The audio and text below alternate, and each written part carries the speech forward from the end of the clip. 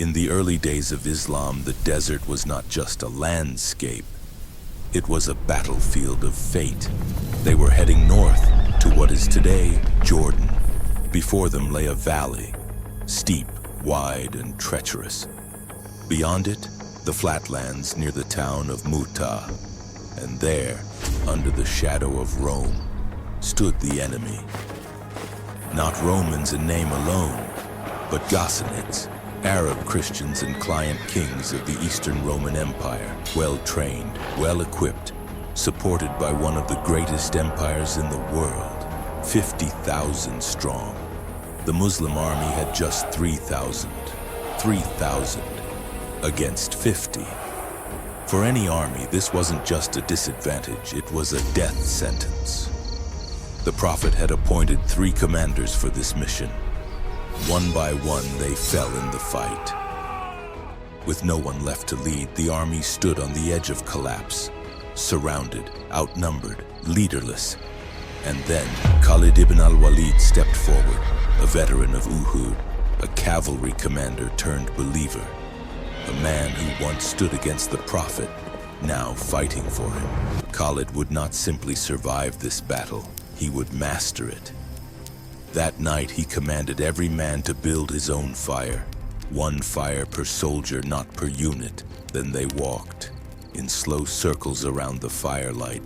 To Roman eyes, it looked like a massive army had just arrived. Hesitation set in. The Romans began to doubt their own advantage. At first light, Khalid struck again, not with swords, but with spectacle. He sent cavalry behind a hill, each group carrying different banners. A few would crest the ridge, show the flag, then vanish. Another followed, and another. It wasn't an attack. It was a performance. What looked like 500 men became 5,000 in the enemy's mind. Khalid had turned perception into a weapon. That night, the fires returned. Dozens, hundreds, flickering under the stars. But the soldiers were gone.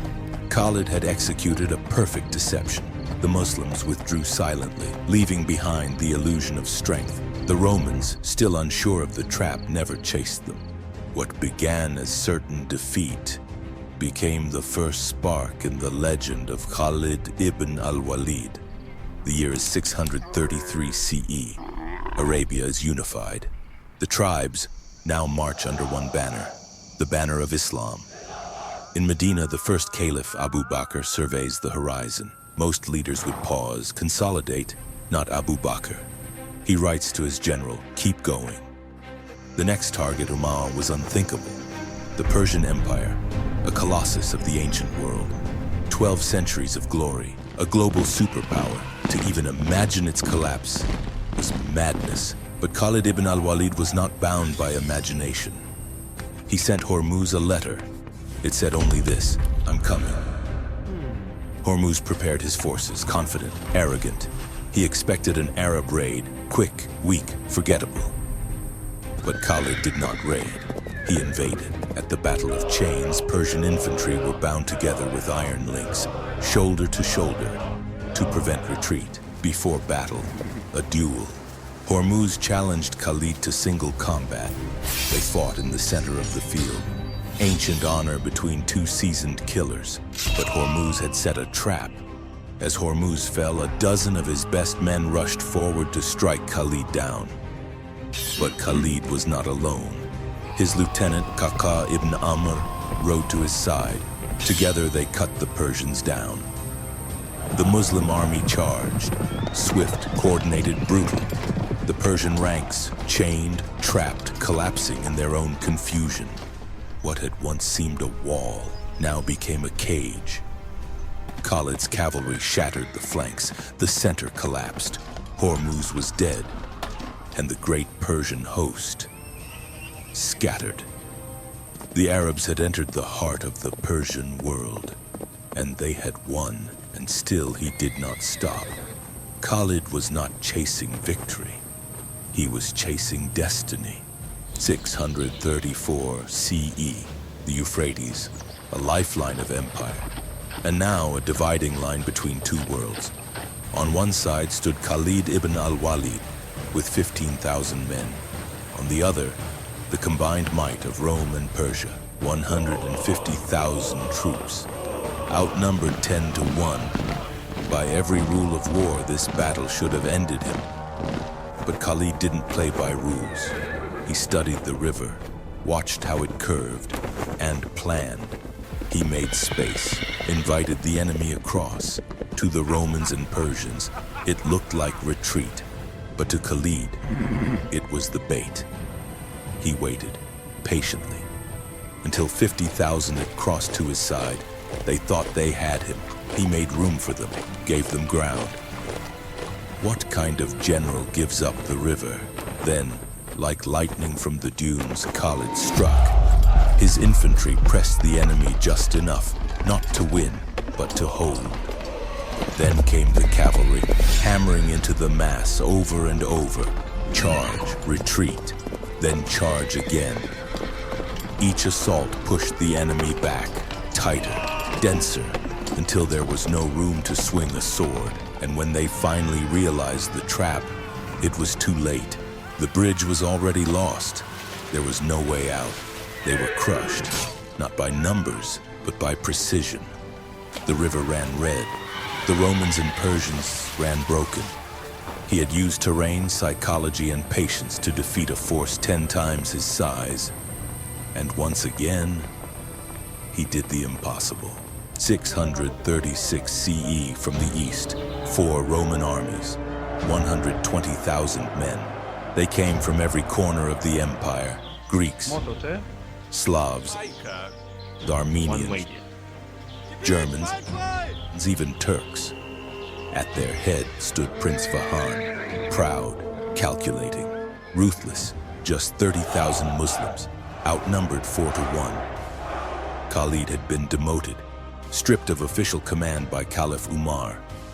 But when asked who should lead, every general turned to him. No one sees the battlefield like Khalid, they said. He was a soldier without a title, and still the commander of men.